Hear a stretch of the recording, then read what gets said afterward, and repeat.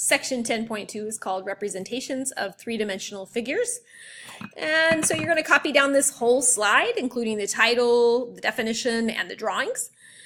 So an orthographic drawing shows 6 different views. So the main three-dimensional figure is right here in the middle. It's a rectangular pyramid.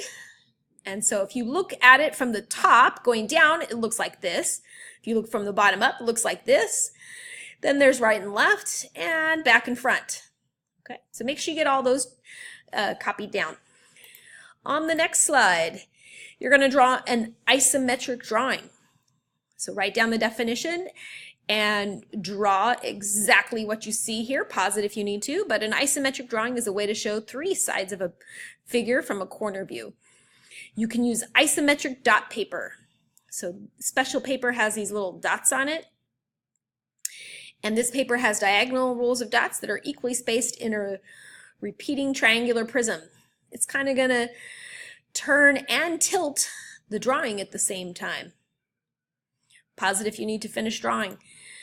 On the next slide, you're going to copy down these 2 definitions. The first one is a perspective drawing. That's when you have non-vertical parallel lines drawn so that they meet at a point called a vanishing point.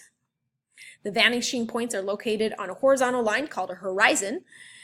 There are 2 different types.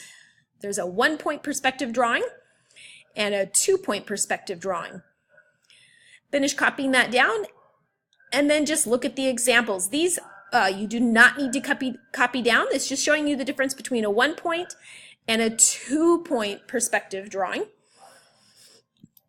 So let's try a 1-point perspective. So for example, number 3, you're going to draw this horizontal line to represent the horizon.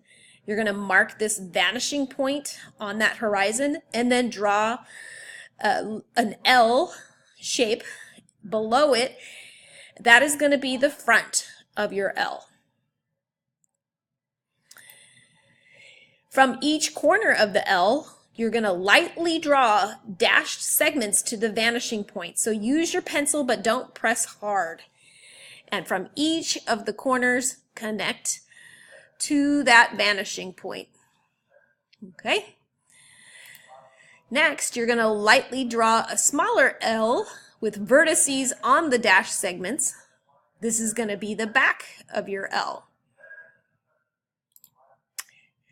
When you're done with that, you're going to draw the edges of the L using dashed segments for hidden edges. And then you're going to erase any segments that are not part of the L. Then you're going to just make it a little bit darker and erase any segments that are not on the L. Thanks for watching.